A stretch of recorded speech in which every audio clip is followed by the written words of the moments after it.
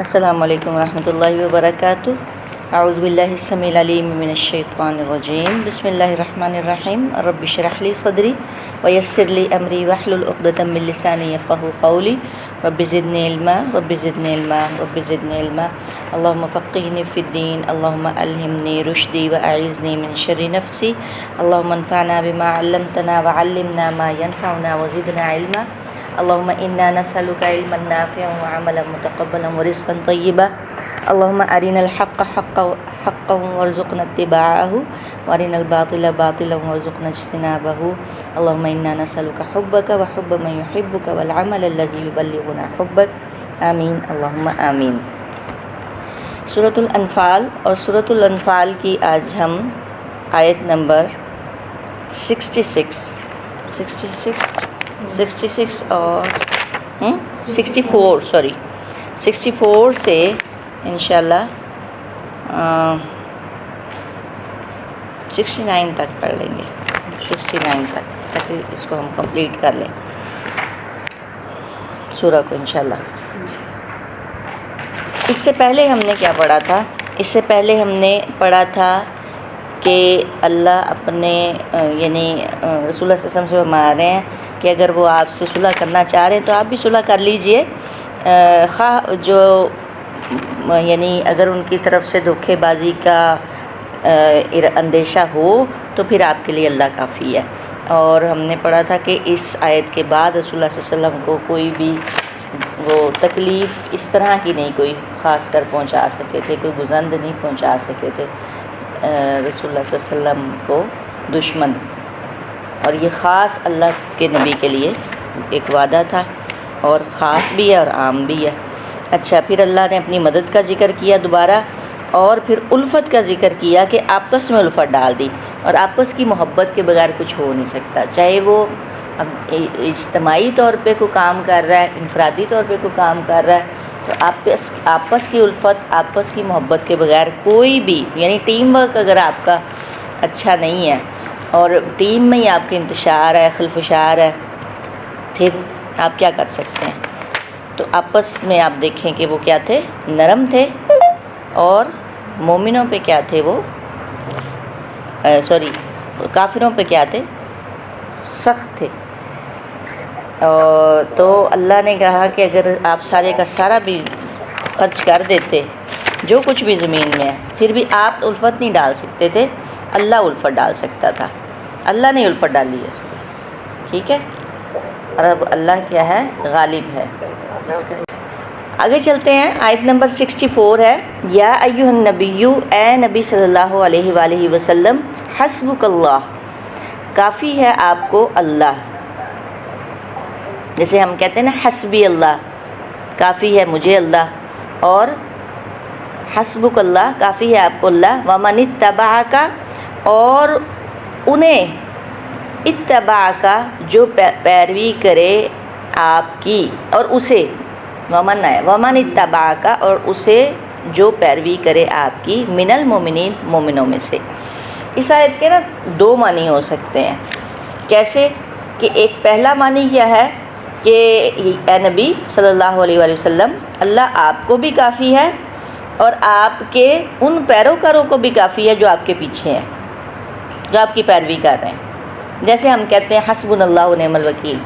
اور دوسرا معنی کیا ہوگا کہ اے نبی صلی اللہ علیہ وآلہ وسلم، آپ فکر نہ کریں، آپ کے ساتھ اللہ کی مدد بھی ہے، اللہ بھی آپ کو کافی ہے، ومن اتبعک من المؤمنین، اور وہ مومن جو آپ کی پیروی کر رہے ہیں وہ بھی آپ کو کافی ہیں، یعنی مدد کے لیے کافی ہیں۔ مطلب مدد تو اللہ ہی کی ہے، لیکن خواہ وہ اگرچہ کہ وہ تعداد میں کم ہیں، کثرت میں نہیں ہیں، تو بھی فرق نہیں پڑتا، کیونکہ وہ مخلص اور سچے ایسے مسلمان، ایسے دوست، ایسے اصحاب نہیں ملنے والے، تو وہ بھی آپ کو کافی ہیں۔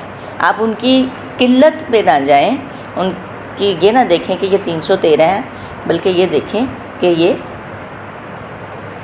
جو ہے وہ مخلص ہیں اور سچے مومن ہیں۔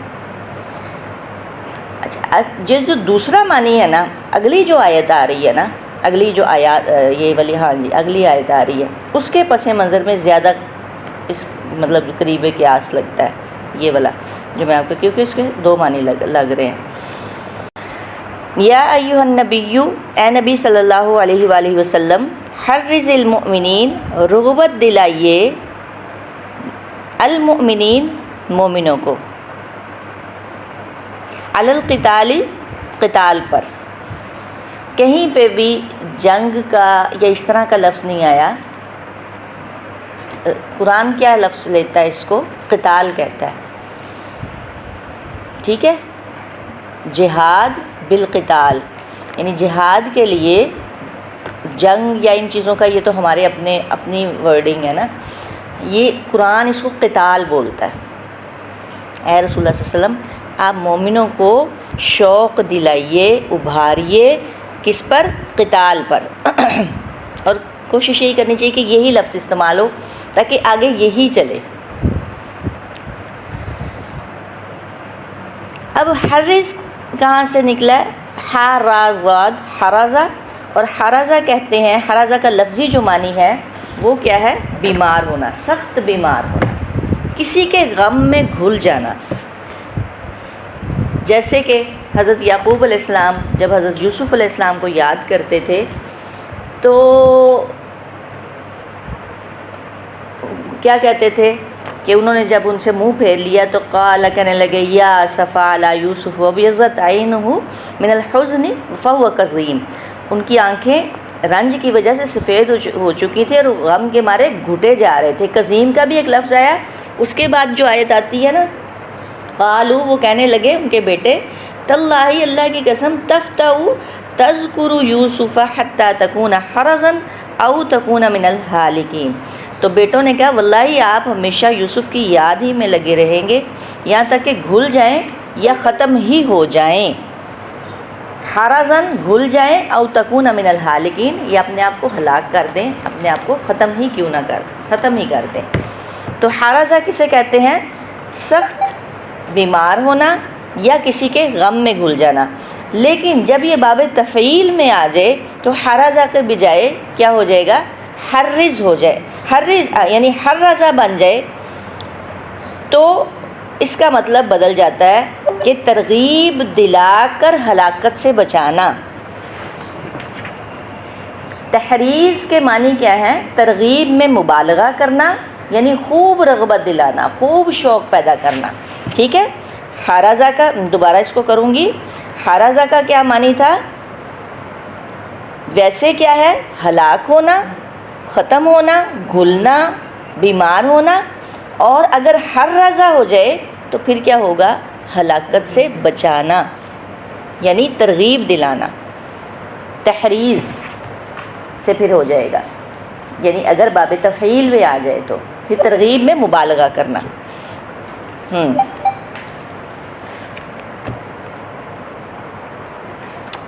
شوق دلائیے، اسی کو تھوڑا سا ہم دیکھتے ہیں کہ کیسے رسول اللہ صلی اللہ علیہ وسلم نے شوق دلایا۔ کیا ہوا تھا بدر میں؟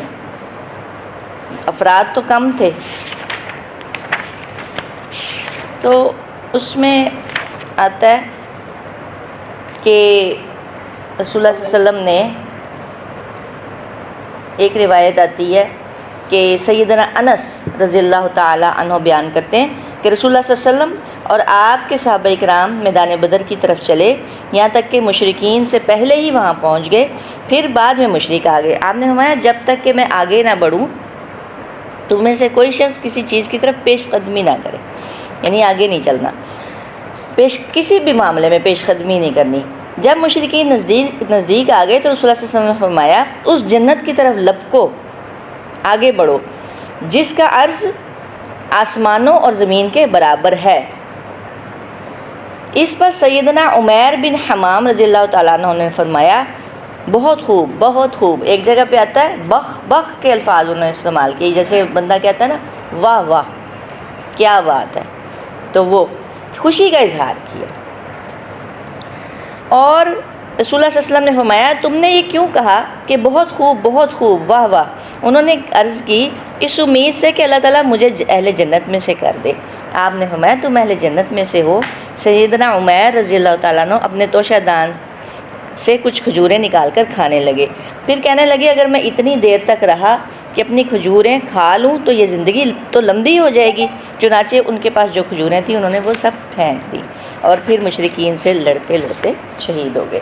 اس کو مسلم نے بیان کیا، یعنی رسول اللہ صلی اللہ علیہ وسلم نے اس قدر مومنوں کو ابھارا ہے۔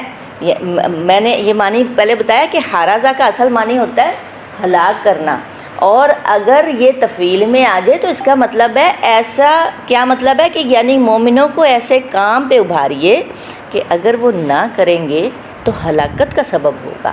آپ قتال نہیں کریں گے تو یہ آپ کے لیے ہلاکت کا سبب ہے۔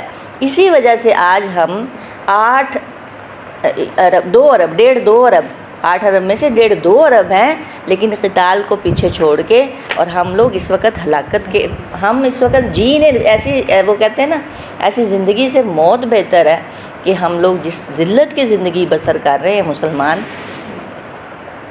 یہ کوئی زندگی نہیں ہے۔ تو یہ تھی تحریض، ابھارنا قتال پر۔ یکن، اگر ہوں گے، اب یہ جو میں نے بتایا تھا نا کہ پچھلی آیت جو ابھی ہم نے پہلے پڑھی آیت نمبر 64، اسی کو اگر دیکھیں، یکن، اگر ہوں گے، منکم، تم میں سے، یکن منکم، اگر ہوں گے، منکم، تم میں سے، 20 عشرہ سے، 20 صابرون، صبر کرنے والے، یغلبو، تو وہ غالب آ جائیں گے، غلبہ سے، غالب اردو میں جو لفظ آیا ہے وہ عربک سے لیا گیا، تو غلبہ پانا کسی چیز پر، یہ بھی اردو میں ہی آ گیا ہے۔ تو یغلبو، وہ غالب آ جائیں گے، 200 پر۔ میاتہ کیا ہے؟ 100، اور 200 تثنیہ ہے 200 پر۔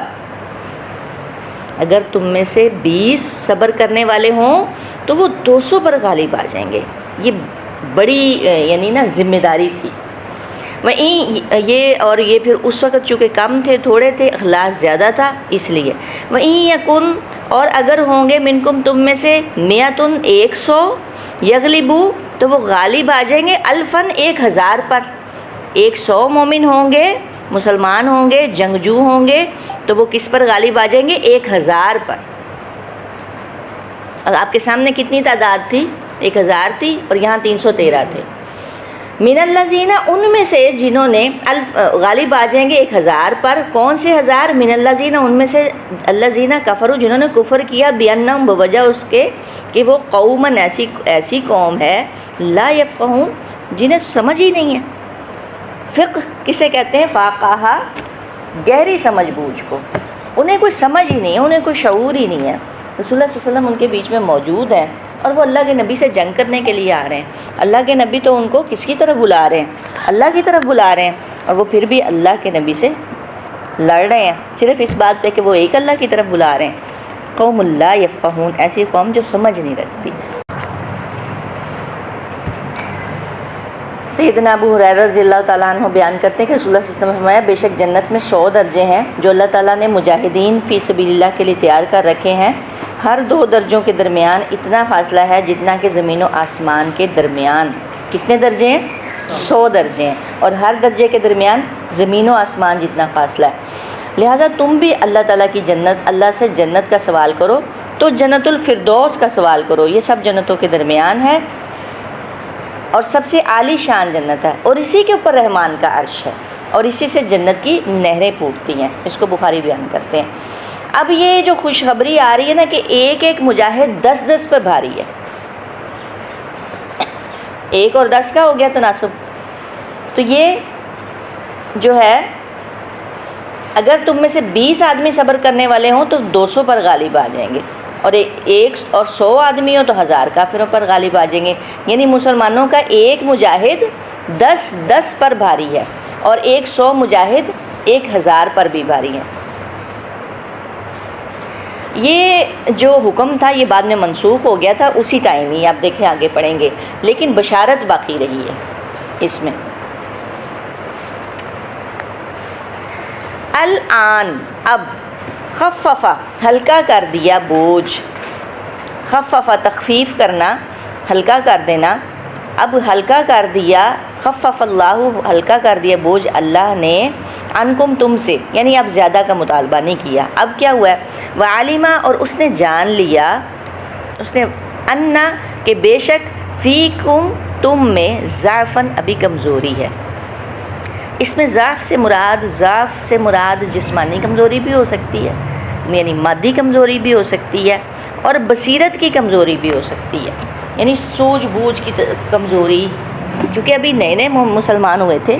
اللہ نے کہا ابھی تم میں کمزوری ہے، اللہ نے اب بوجھ کو ہلکا کر دیا۔ اب کیا کیا؟ فَإِن يَكُن پس اگر ہوں منکم تم میں سے میتن 100 صابرتن صبر کرنے والے، یغلبو میتین تو وہ غالب آ جائیں گے 200 پر۔ 100 مومن صبر کرنے والے ہیں تو وہ 200 پر غالب آ جائیں گے۔ وَإِن يَكُن مِّنكُمْ أَلْفٌ اگر ہوں تم میں سے 1000 یغلبو تو وہ غالب آ جائیں گے الفین، تثنیہ الفن کا، الفین 2000 پر، بِإِذْنِ اللَّهِ اللہ کے حکم سے، اللہ کے اذن سے۔ واللہ اور اللہ مع الصابرین اللہ ساتھ ہے صبر کرنے والوں کے۔ اس سے اب بہت اہم جنگی اصول سامنے آ رہا ہے کہ مسلمانوں، جس میں نا بہت بڑی رہنمائی مسلمانوں کے لیے، کہ جب تک مسلمان 1 اور 2 کے تناسب کے ساتھ دشمن کے مقابلے کے لیے تیار نہ ہو، جہاد فرض نہیں ہے۔ 1 اور 2 کے تناسب کے ساتھ اگر مسلمان تیار نہیں ہے تو پھر آپ پہ ابھی جہاد فرض نہیں ہے۔ کیوں؟ کیا ہوگا؟ یہ بھاگ کھڑے ہوں گے، مقابلہ نہیں کر سکیں گے۔ تو غلبے کے لیے شرط کیا ہے؟ کہ تمہارے اندر ایک حصہ کم از کم صبر کرنے والوں کا ضرور موجود ہو۔ تو اگر دشمن کی تعداد دگنی بھی ہو تو غالب آنے کے امکانات ہیں، یعنی یہ منیمم ہے۔ اور اگر اس سے زیادہ ایمان اور تیاری ہو تو پھر 1 اور 10، اور پھر اس سے زیادہ پر بھی جا سکتے ہیں، لیکن اگر دگنے ہیں 1 اور 2 ہیں، 1 اور 2 ہیں تو بھی یغلبو میتین غالب آ جائیں گے 200 پر، پھر بھی ٹھیک ہے۔ لیکن اگر برابر ہیں یعنی اس سے کم ہے تو پھر کیا کرنا ہے؟ یعنی اگر ایک شخص 2 فائر کر سکتا ہے نا تو وہ کامیاب ہے، ہو سکتا ہے ایک شخص 2 فائر کر سکتا ہے تو کامیاب ہو سکتا ہے، اور اگر کوئی ایک بھی کرنے پر قادر نہیں ہے تو پھر کامیابی نہیں ہو سکتی۔ اس کا مطلب کیا ہے کہ پھر اب چونکہ جو تیاری اگر مکمل نہیں ہے تو پھر آپ ہاتھ نہ ڈالیں، اگر تیاری مکمل ہے تو پھر آپ ہاتھ ڈالیں۔ اللہ تعالیٰ نے پہلے، کیونکہ تعداد کم تھی، ادھر 313 تھے ادھر 1000 تھے، تعداد کم تھی۔ اب دیکھیں ایک وقت ایسا ہے جیش الاسرا میں، آئی تھنک تبوک میں کتنی تعداد تھی؟ کوئی کہتے ہیں 20,000 کا لشکر تھا، کوئی کہتا ہے 30,000 کا لشکر تھا۔ تعداد بھی بڑھتی گئی ہے مسلمانوں کی۔ پھر اللہ تعالیٰ نے اس کو نا کم کر دیا تھا، پہلے برڈن زیادہ تھا، اس وجہ سے اللہ تعالیٰ نے مدد بھی زیادہ کی، وعدہ بھی زیادہ کیا کہ اگر 20 ہوں گے مسلمان تو وہ 100 پر غالب آ جائیں گے، ٹھیک ہے؟ اور یعنی ایک مومن 10 کو کافی ہے، اور پھر اس کے بعد 1 اور 2 کا تناسب کر دیا، 100 ہیں تو 200 پر غالب آ جائیں گے۔ ایک مومن اگر 2 فائر بھی کر سکتا ہے تو وہ غالب آ جائے گا۔ یہ 1 اور 2 کا تناسب کر دیا۔ یہ ہے اللہ تعالیٰ صبر کرنے والوں کے ساتھ ہے۔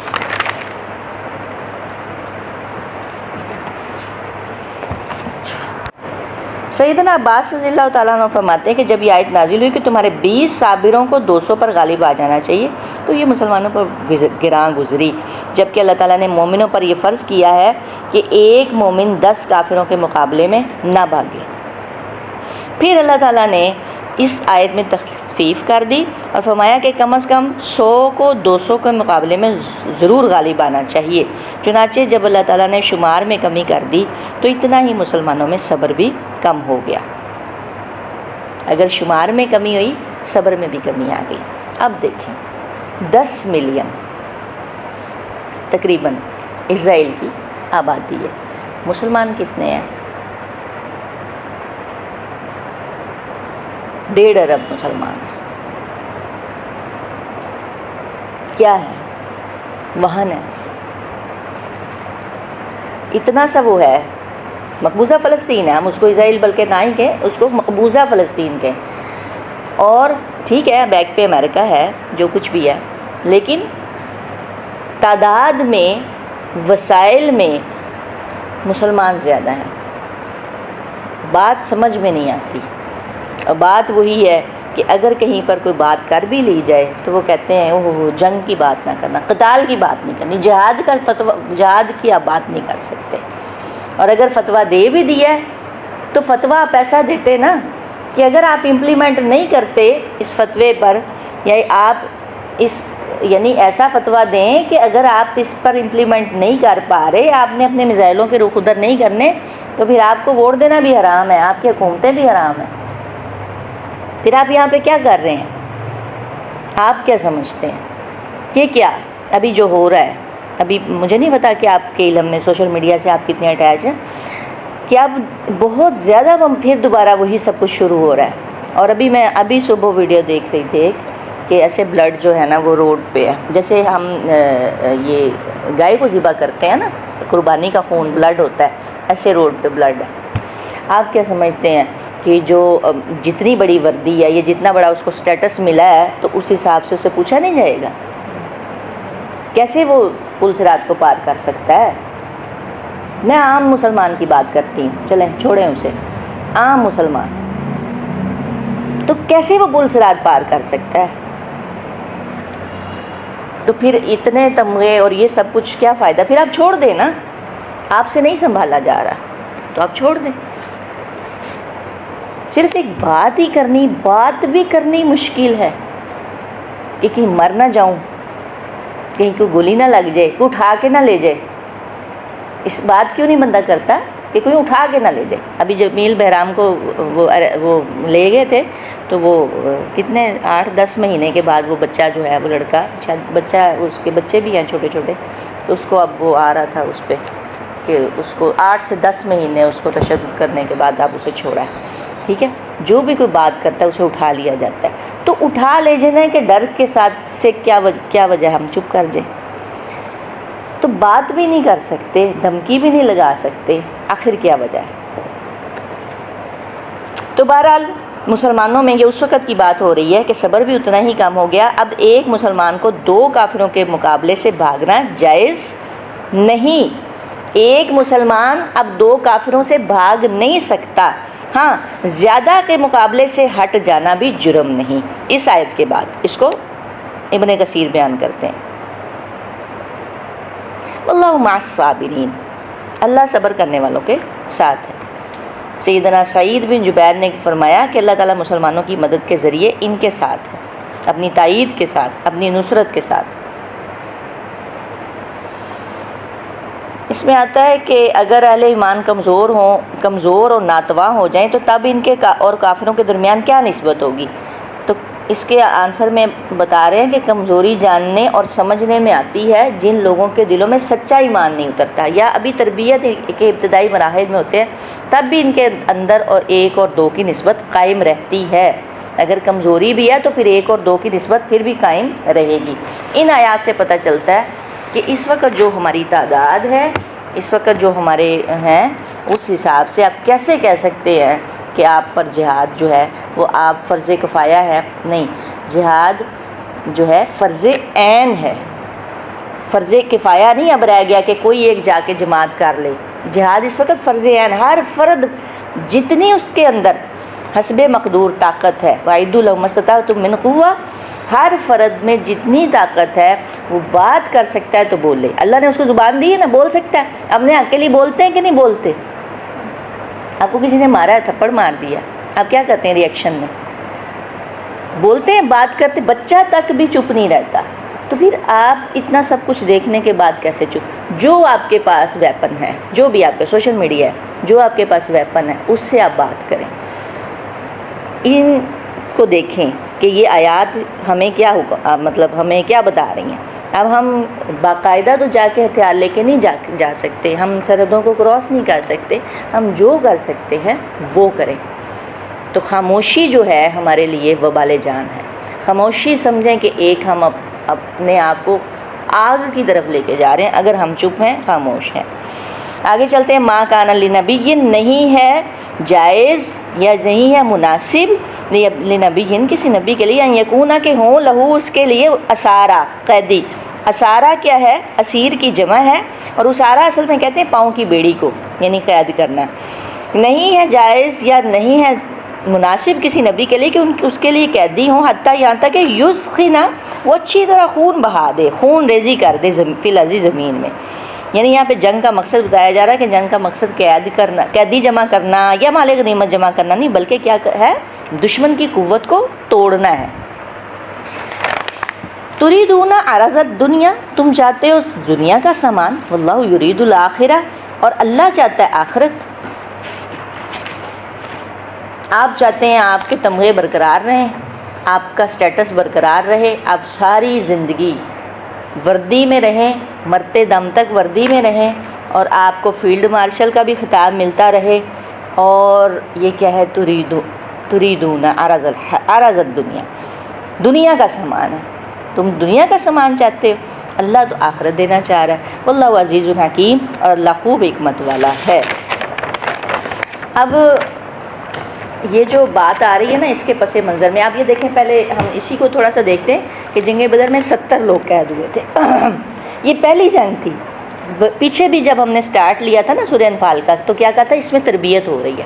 اصل وجہ یہ تھی، بار بار ایک بات کو کرنے کا ہوتا ہے کہ اصل میں تھا تربیت، کہ اصل مقصد کیا ہے؟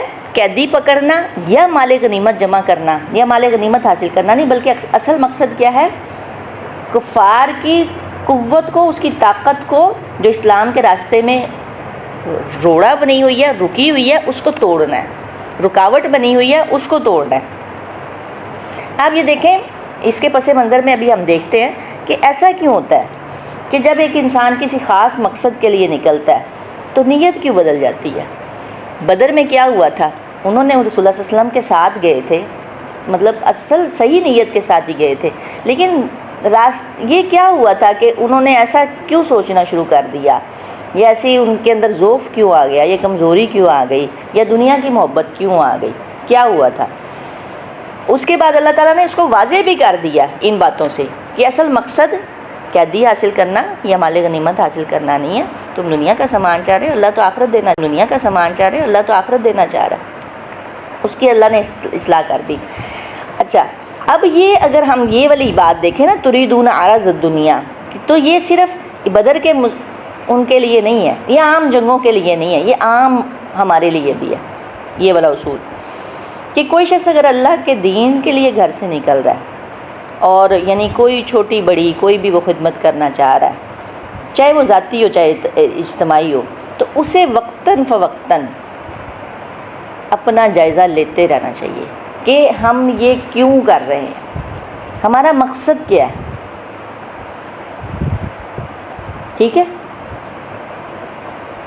اگر آپ کا مقصد آہستہ آہستہ اس نیت سے ہٹ رہا ہے جو نیت پہلے ہماری تھی کہ ہم نے قرآن کیوں سیکھنا ہے، یا ہم نے قرآن کیوں سکھانا ہے، یا ہم یہ کام کر رہے ہیں یا کوئی اور بھی کام کر رہے ہیں، مثال کے طور پر فلسطین کے لیے نکل رہے ہیں، تو کیا آپ فیم کے لیے نکل رہے ہیں، شہرت کے لیے نکل رہے ہیں، یا آپ کے واقعی آپ کو درد ہوتا ہے، آپ کو تکلیف ہوتی ہے اپنے بہن بھائیوں کو دیکھ کے؟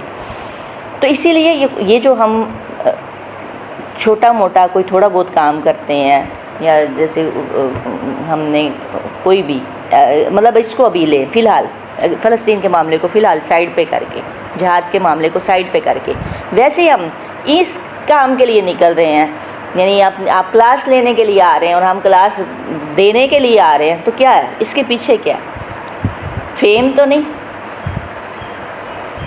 اس لیے تو نہیں کہ ہم نے جو ہے اب ہم پڑھے لکھے ہو گئے ہیں، یا ہم اب پڑھانے لگ گئے ہیں، یا کیا؟ تریدون عرض الدنیا، دنیا کا سامان تو نہیں ہم لوگ چاہ رہے۔ دنیا کا سامان کیا ہے؟ اب مال و دولت کمانا وہ تو ایک الگ چیز ہے نا، ایسا ہوتا ہے فیم بھی، شہرت حاصل کرنا بھی۔ تو اصل میں نا مال کی محبت انسان کے اندر نا رچی بسی ہوئی ہے، کہاں سے؟ یہ بھی قرآن ہی میں بتاتا ہے کہ وَإِنَّهُ لِحُبِّ الْخَيْرِ لَشَدِيدٌ، ادھر خیر مال کو کہا گیا ہے، اللہ تعالیٰ نے اکثر جگہوں پہ خیر مال کو کہا کہ وہ مال کی محبت میں بڑا شدید ہے۔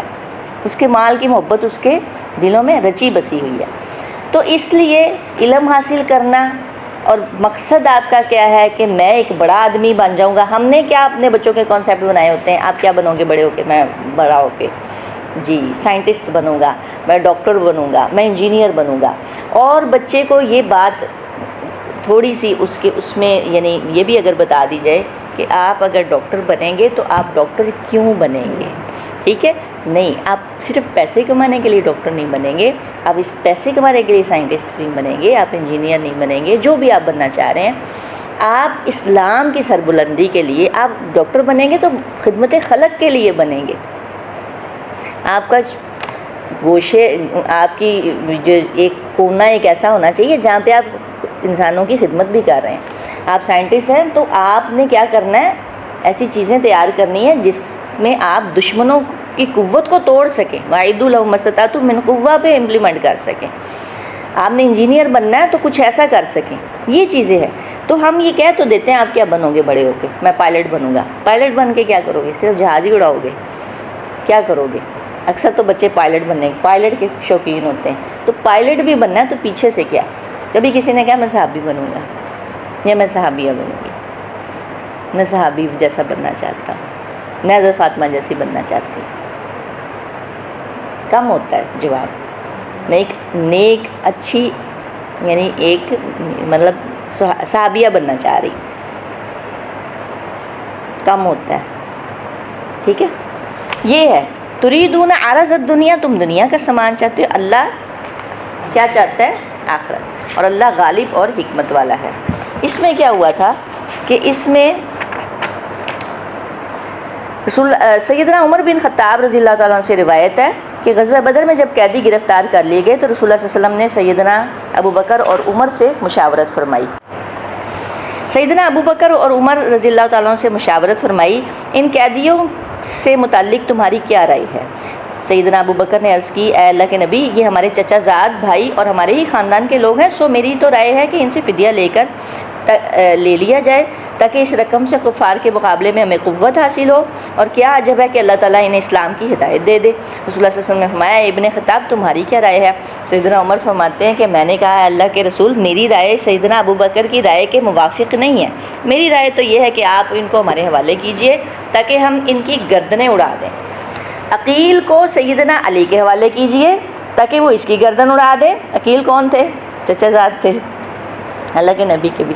اور میرے حوالے فلاں کو کیجئے تاکہ میں اس کی گردن اڑا دوں, اس لیے کہ یہ لوگ کفر کے سرغنے اور اس کے سردار ہیں. رسول اللہ صلی اللہ علیہ وسلم نے سیدنا ابو بکر کی رائے لی اور میری رائے نظر انداز کر دی. یہ کون روایت کر رہے ہیں؟ عمر فاروق کر رہے ہیں. پھر جب دوسرے دن کی صبح ہوئی تو کیا دیکھتا ہوں کہ رسول اللہ صلی اللہ علیہ وسلم اور سیدنا ابو بکر بیٹھے رو رہے ہیں. میں نے کہا, اللہ کے رسول صلی اللہ علیہ وسلم, مجھے بھی بتائیے آپ اور آپ کے دوست کیوں رو رہے ہیں, تاکہ اگر مجھے رونا آئے تو میں بھی روؤں, وگرنہ کم از کم آپ دونوں کے رونے کی وجہ سے رونے والی صورت ہی بنا لوں. رسول اللہ صلی اللہ علیہ وسلم نے فرمایا, میں اس فیصلے کی مشاورت کی وجہ سے رو رہا ہوں جو تمہارے ساتھیوں نے قیدیوں کے فدیہ لے کر چھوڑنے کے سلسلے میں مجھے دی تھی.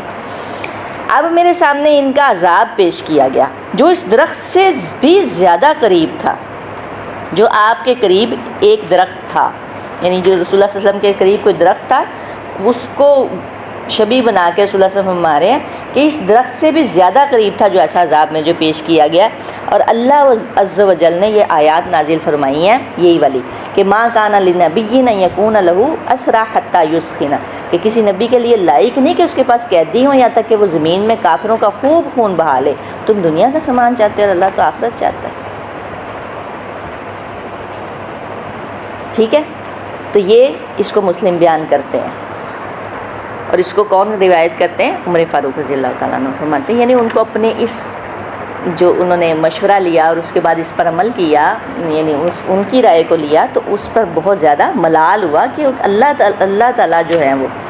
اس میں آتا ہے کہ سیدنا عبداللہ بن مسعود کہتے ہیں کہ جب انہوں نے رسول اللہ صلی اللہ علیہ وسلم کے پاس قیدی لائے گئے تو آپ نے صحابہ کرام سے پوچھا کہ کیا رائے ہے, تو پھر اس حدیث میں پورا قصہ ذکر کیا پھر رسول اللہ صلی اللہ علیہ وسلم نے فرمایا ان میں ہر ایک کو فدیہ دینا ہوگا یا اس کی گردن اڑا دی جائے۔ سیدنا عبداللہ بن مسعود کہتے ہیں کہ میں نے کہا یا رسول اللہ بجز سہیل بن بیضاء کے، کیونکہ میں نے سنا ہے کہ وہ اسلام کا ذکر کرتا ہے، وہ اسلام قبول کرنا چاہتے ہیں، سہیل بن بیضاء۔ اس بات میں رسول اللہ صلی اللہ علیہ وسلم چپ ہو رہے۔ مجھے اس دن بہت خوف لاحق ہوا کہ کہیں آسمان سے مجھ پر پتھر نہ برسیں۔ میں اسی خوف میں مبتلا تھا کہ آپ صلی اللہ علیہ وآلہ وسلم نے فرمایا بجز سہیل بن بیضاء کے، اور قرآن میں سیدنا عمر کی رائے کے مطابق یہ آیات نازل ہوئی۔ اسی لیے کہتے ہیں کہ عمر فاروق جو کہتے تھے اللہ تعالیٰ ان کو قرآن بنا کے اتار دیتے تھے۔ سبحان اللہ و بحمدہ، سبحان اللہ العظیم۔